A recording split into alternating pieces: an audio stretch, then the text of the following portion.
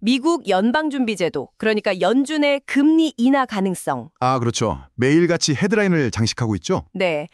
그리고 이게 아주 흥미로운 미래 기술 기업 조비 에비에이션이라는 회사에 어떤 영향을 미칠까? 이 두 가지를 한번 연결해서 파헤쳐 보겠습니다. 네. 대체 연준의 정책 방향이 왜 이렇게 갑자기 바뀌는 분위기인지, 그 배경에는 또 어떤 노동시장의 현실이 숨어 있는지 좀 살펴볼 거고요. 네, 그 속사정을 아는 게 중요하죠. 그리고 이 거대한 극미의 물결이 조비 에비에이션 같은 막 성장하려는 혁신 기업에게는 이게 기회일지 아니면 또 다른 도전 과제가 될지 그 연결고리를 한번 명쾌하게 풀어보겠습니다. 좋습니다. 최근에 미국 8월 고용지표가 발표됐는데 이게 시장 예상치를 확 밑돌면서 분위기가 정말 급반전했죠. 네, 완전 쇼크 수준이었어요. 연준의 금리 정책에 대한 기대가 순식간에 바뀌고 있는데 바로 이 지점부터 한번 파헤쳐보죠. 자, 먼저 연준 이야기부터 시작해보죠. 이제 9월 FOMC 회의가 코앞인데 시장 분위기가 완전히 달라졌어요. 네, 그렇죠. 연준이 올해 남은 3번 회의에서 매번 0.25%포인트씩, 그러니까 총 0.75%포인트 내릴 거다, 이런 전망이 힘을 얻고 있다면서요? 맞습니다. 그 CME 패드워치라고 있잖아요. 연방기금 금리 선물 시장 움직임으로 예측하는 거예요. 네네, 패드워쳐. 거기 보면 이 시나리오, 그러니까 3번 연속 0.25%포인트 인하 가능성을 지금 거의 70%, 그 정도까지 보고 있는 거죠. 이건 상당히 높은 수치예요. 70%면 거의 기정사실로 받아들이는 분위기네요. 그렇죠. 근데 단순히 몇 번 내린다, 이걸 넘어서요, 정말 눈여겨봐야 할 부분은 그 인하폭과 속도에 대한 기대 자체가 엄청 커졌다는 점입니다. 아, 폭이랑 속도요? 그건 또 어떤 이야기인가요? 네, 진짜 얼마 전까지만 해도 에이, 설마 총 1%포인트 이상씩이나 내리겠어 했던 시나리오 있잖아요. 네, 거의 가능성 없다고 봤었죠. 그렇죠. 거의 0%에 가까웠는데 그게 이제 1.5% 확률로나마 시장 가격에 반영되기 시작했다는 거예요. 1.5%면 아직 작긴 하지만 그래도 아예 없던 게 생겼다는 거네요. 그렇죠. 그리고 더 놀라운 건 한 번에 0.5%포인트 확 내리는 거예요. 아, B컷 말씀이시죠? 네, B컷. 그 가능성도 지금 10% 수준까지 이야기가 나오고 있다는 겁니다. 이건 시장의 심리가 기존에 물가 잡힐 때까지 고금리 간다, 이거에서 네. 아이고, 경기 너무 안 좋다, 빨리 뭐라도 해야 한다, 이쪽으로 확 바뀌고 있다는 강력한 증거죠. 그러니까 연준의 인플레이션 파이팅 의지보다는 이제 경기 둔화 속도가 더 걱정된다, 이쪽으로 무게추가 옮겨갔다는 거네요. 정확합니다. 돈의 흐름이 그렇게 바뀌고 있는 거죠. 그렇게 시장의 분위기가 바뀐 결정적인 방아쇠는 역시 아까 잠깐 언급했던 8월 고용지표 쇼크였군요. 네, 결정적이었죠. 신규 고용이 예상치가 7만 5천 명이었는데 실제로는 2만 2천 명. 와, 3분의 1도 안 되게 나왔고 네, 정말 예상 밖의 수치였죠. 실업률도 4.3%로 올랐다니 이게 4년 만에 최고치라고요? 정말 충격이었겠어요. 네, 충격이었죠. 그런데 이걸 좀 더 큰 그림에서 보면요, 단순히 이 헤드라인 숫자 자체보다 그 안에 담긴 세부 내용이 훨씬 더 우려스럽다는 걸 알 수 있어요. 아, 세부 내용이요? 어떤 점들이죠? 자료를 좀 자세히 들여다보면요, 특히 청년층, 그러니까 20세에서 24세 사이 실업률이 9.1%에 달합니다. 이게 공식 실업률이고요.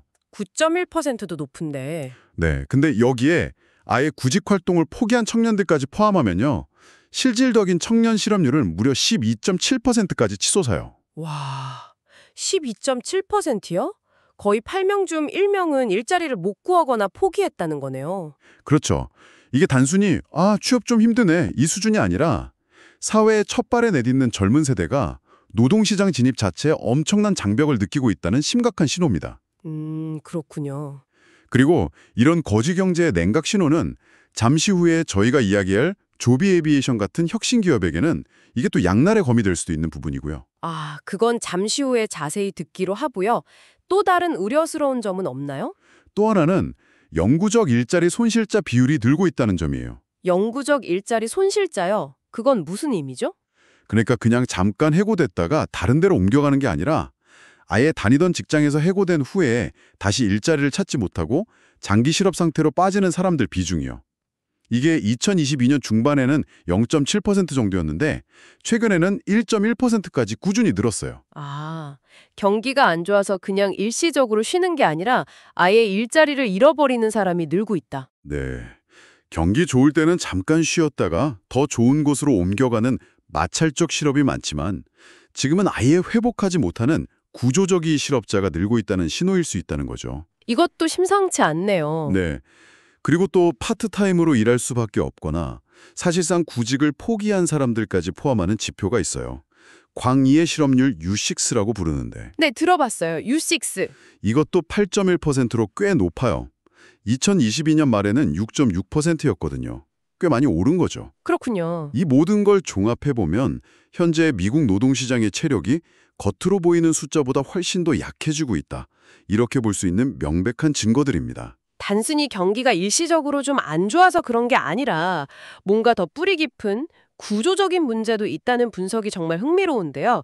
이게 그럼 일시적인 현상이 아닐 수도 있다는 거잖아요. 정확한 지적이십니다. 그렇다면 연준이 금리를 내린다고 해서 이게 다 해결될 문제인가? 이런 의문도 좀 드는데요. 네. 그래서 자료에서 세 가지 구조적인 문제를 짚고 있습니다.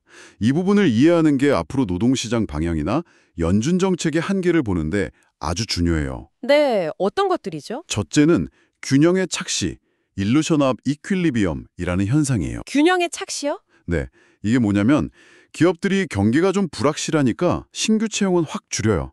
그런데 그렇다고 기존에 있던 직원들을 막 해고하지는 않는다는 거예요. 왜죠?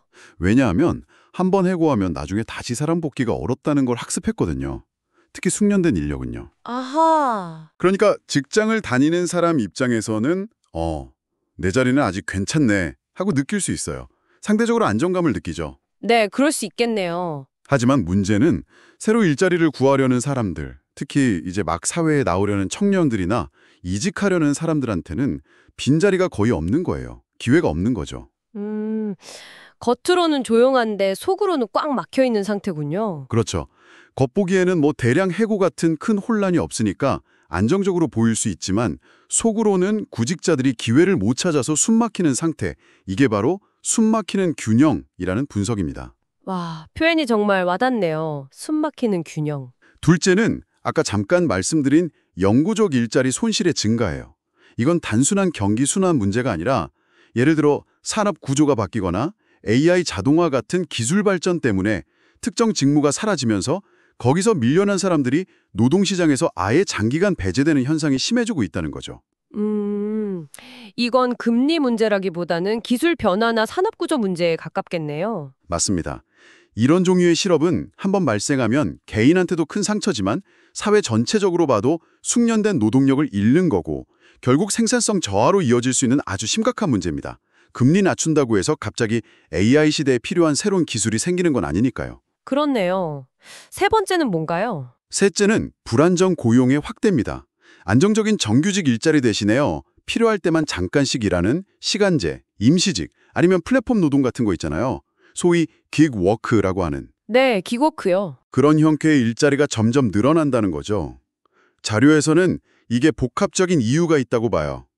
인구 고령화 때문에 은퇴 후에 파트타임으로 일하는 노년층이 늘어나고 어떤 산업에서는 또 이민 정책 변화 때문에 노동력 공급에 차질이 생기고 또 AI 같은 기술이 특정 사무직이나 서비스직을 대체하면서 이런 현상이 다 같이 나타난다는 거예요. 여러 요인이 겹쳐서 결국 좋은 일자리는 줄어들고 좀 불안정한 일자리가 늘어난다? 네.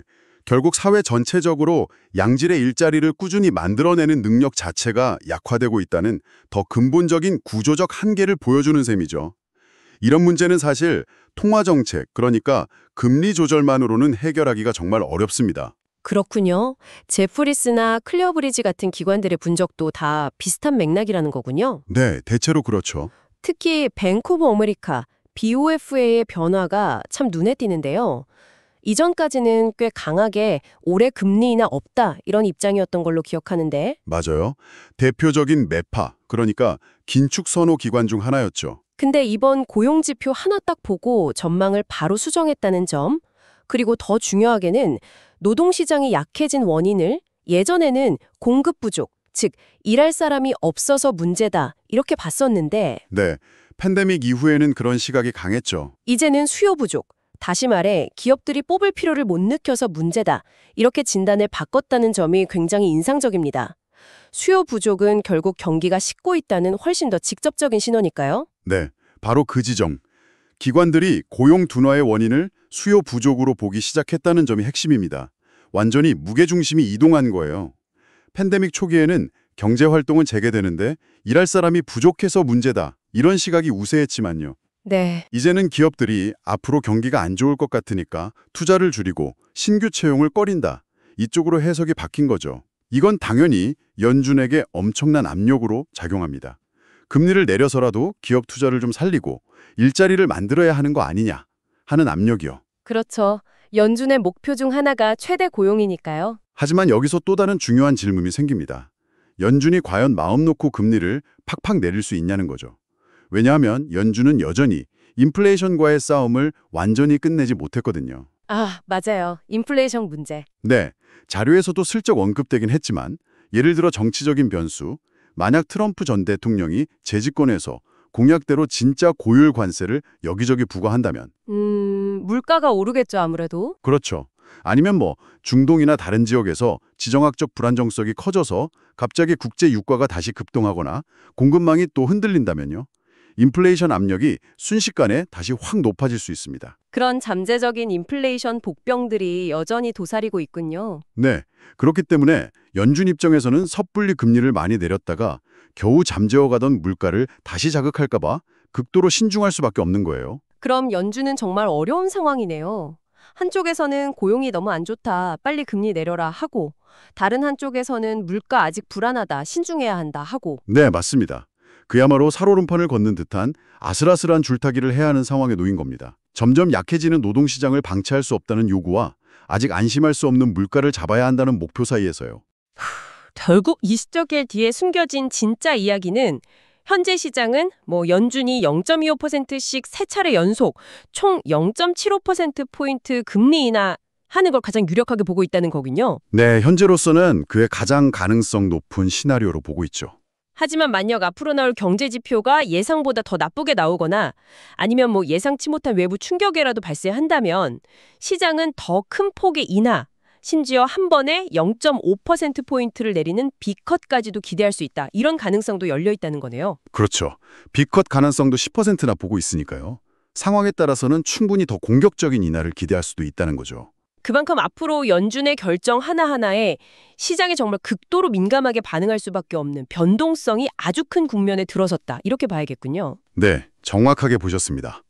불확실성이 매우 높은 상황입니다. 자, 그럼 이제 이 거시적인 금리 환경의 변화가 오늘 탐구의 또 다른 주인공이죠. 조비 에비에이션에게는 구체적으로 어떤 의미를 갖는지 여기에 좀 집중적으로 살펴보겠습니다. 네, 이제 조비 이야기로 넘어가 보죠. 조비는 당신도 잘 아시겠지만 eVTOL이라고 하는 전기로 나는 수직 이착륙 비행체를 개발해서 미래 도심 항공교통 UAM 시대를 열겠다. 이런 야심찬 목표를 가진 회사잖아요. 네, 하늘을 나는 택시를 만들겠다는 거죠. 그렇죠. 근데 아직 본격적인 매출은 없고 연구 개발하고 또 미국 연방항공청 FAA의 엄청 까다로운 인증 절차에 막대한 자금을 계속 쏟아붓고 있는 단계잖아요. 맞습니다. 전형적인 미래 성장 기업이죠. 이런 초기 성장 기업에게 금리 변함은 단순한 비용 문제를 넘어서 어쩌면 생존과 직결될 수도 있는 문제일 것 같아요. 조비처럼 아직 이익을 못 내고 미래의 청사진 꿈을 자양분 삼아서 성장하는 기업들한테는요. 금리 변화는 그냥 외부 변수가 아니에요. 회사의 생존 가능성 그리고 성장 속도를 결정짓는 가장 중요한 엔진 중 하나라고 봐야 합니다. 엔진 중 하나다. 금리 인하가 조비에게 미칠 수 있는 핵심적인 영향들을 한 4가지 측면에서 짚어볼 수 있을 것 같아요. 첫 번째는 뭔가요? 첫째는 무엇보다도 생명줄과도 같은 자금 조달 비용이 완화된다는 겁니다. 이게 가장 직접적이고 현실적인 효과예요. 자금 조달 비용 완화. 네, 자료를 보면 조비가 매년 수천억 원에 달하는 막대한 현금을 어디에 쓰고 있냐면 연구개발, 똑똑한 엔지니어들 데려오는 인건비, 생산시설 짓는 거, 그리고 가장 중요하고 돈 많이 드는 게 FAA 인증 획득 과정이거든요. 네, 그 인증이 엄청 까다롭다고 들었어요. 그렇죠. 그런데 금리가 높으면 어떻게 될까요? 회사가 운용자금이나 투자자금을 빌리거나 채권을 발행할 때 내야 하는 이자 부담이 눈덩이처럼 불어납니다. 그렇죠. 현금은 계속 나가는데 이자 부담까지 커지면 엄청난 압박이죠. 그럼 결국 돈을 마련하기 위해서 뭘 해야 할까요? 주식을 더 찍어내야 할 수도 있어요. 신주 발행이죠. 아, 기존 주주들 지분 가치가 희석되는. 맞습니다. 기존 주주들한테는 안 좋은 소식이죠. 그런데 반대로 금리가 낮아지면요. 똑같이 1,000억 원을 빌리더라도 이자 비용이 크게 줄어듭니다. 네, 당연하죠. 자료에서 추산한 걸 보면 금리가 1%포인트만 내려가도 조비가 가진 빚 규모에 따라서 연간 수십억 원에서 많게서 수백억 원의 이자 비용을 아낄 수 있다는 거예요. 와, 수백억 원이면 엄청 큰데요. 그렇죠. 이렇게 아낀 돈은 연구개발 속도를 늦추지 않거나 핵심 인력을 뺏기지 않거나 아니면 FA 인증이라는 마지막 허들을 넘을 때까지 버틸 수 있는 아주 귀중한 시간과 자원을 벌어주는 효과가 있는 겁니다. 그래서 제가 생명줄이라고 표현한 거예요. 아, 정말 생명줄이라는 표현이 딱 맞네요.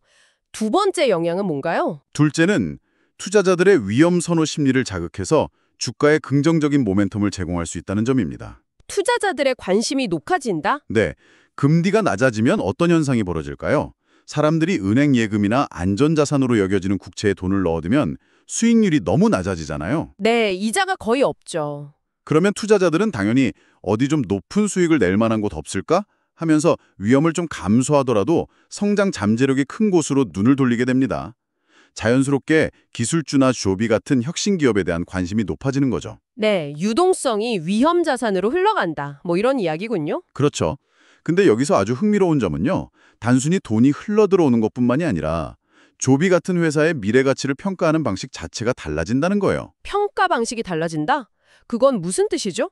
우리가 보통 기업 가치를 평가할 때 미래에 벌어들일 것으로 예상되는 수익을 현재 가치로 할인해서 계산하잖아요. 그때 적용하는 할인율이라는 게 있는데 금리가 낮아지면 이 할인율도 같이 낮아집니다. 수학적으로요. 아, 할인율이 낮아진다. 네.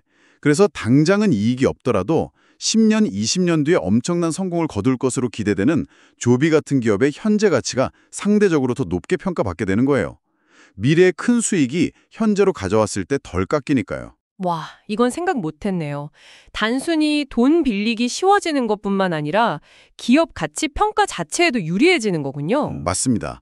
자료에서도 과거 테슬라 사례를 잠깐 언급했는데 테슬라도 초기에 엄청난 적자를 보면서 전기차 기술 개발하고 기가팩토리 같은 생산 설비에 정말 천문학적인 돈을 쏟아부었잖아요. 네, 그랬죠. 그때가 마침 역사적인 저금리 시대였어요. 그래서 시장은 테슬라의 혁신적인 비전에 열광하면서 막대한 자금을 지원해줬죠.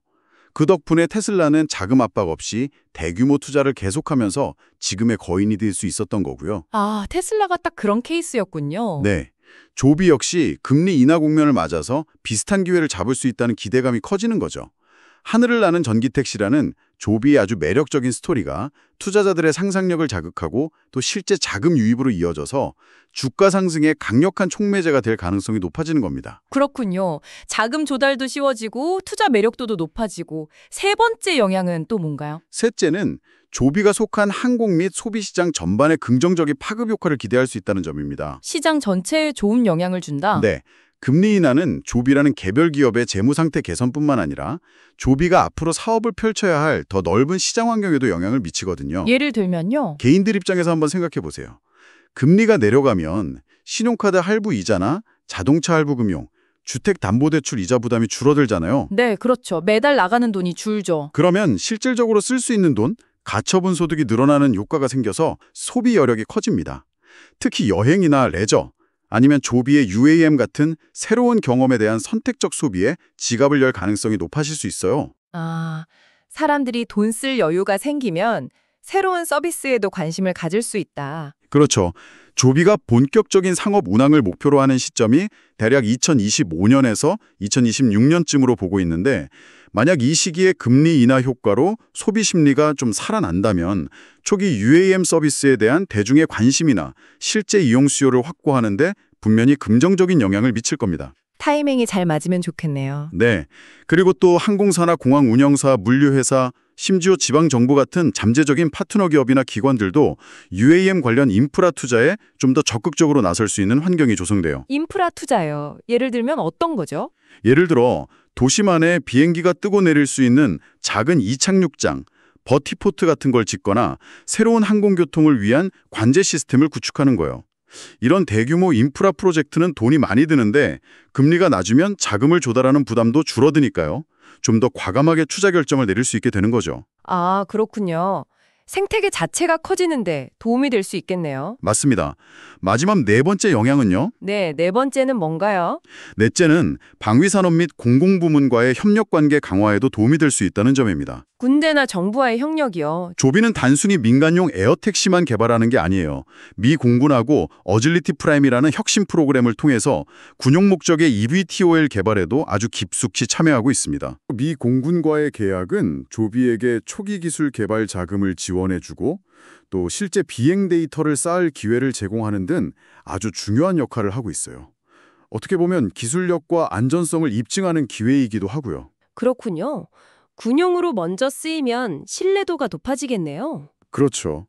그런데 금리가 인하되면 정부의 자금 조달 비용, 예를 들어 국채 발행 금리 같은 것도 같이 낮아지는 경향이 있잖아요. 네. 이게 정부가 국방 예산이나 미래 기술 육성을 위한 연구 개발, R&D 예산을 집행하는 데 있어서 재정적인 여력을 좀 더 확보하는 데 도움을 줄 수 있습니다. 아, 정부도 돈 빌리기 쉬워지니까 예산을 좀 더 쓸 수 있다. 그렇죠. 따라서 금리 인하는 조비가 미 공군을 포함한 정부 기관과의 협력 관계를 더욱 튼튼하게 만들고 안정적인 계약 수주를 통해서 수익원을 다변화하는 데 긍정적인 영향을 미칠 수 있습니다. 민간 시장이 아직 불확실하니까 정부 계약이 안정적인 수입원이 될 수 있겠군요. 네, 맞습니다.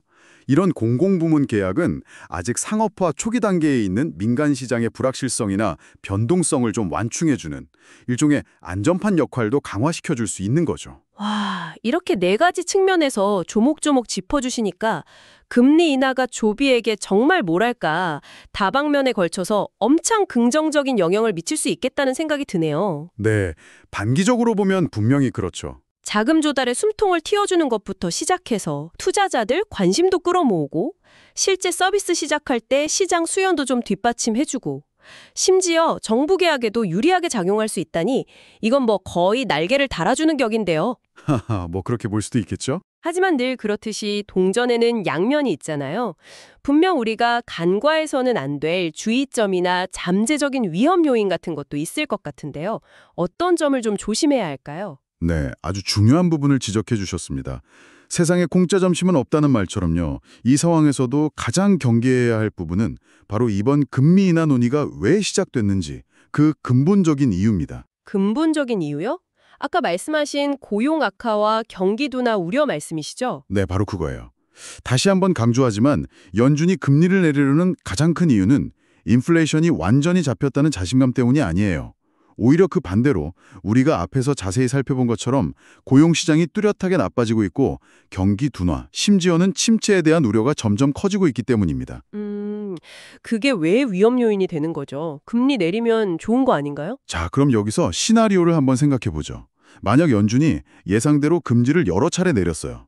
그런데도 불구하고 경기 하강 속도가 예상보다 더 빠르거나 침체의 골이 예상보다 훨씬 깊어진다면 어떻게 될까요? 아, 금리를 내려도 경기가 계속 나빠지는 상황이요? 네, 금리 인하 덕분에 조비가 돈 빌리는 비용은 좀 낮아질 수 있겠죠.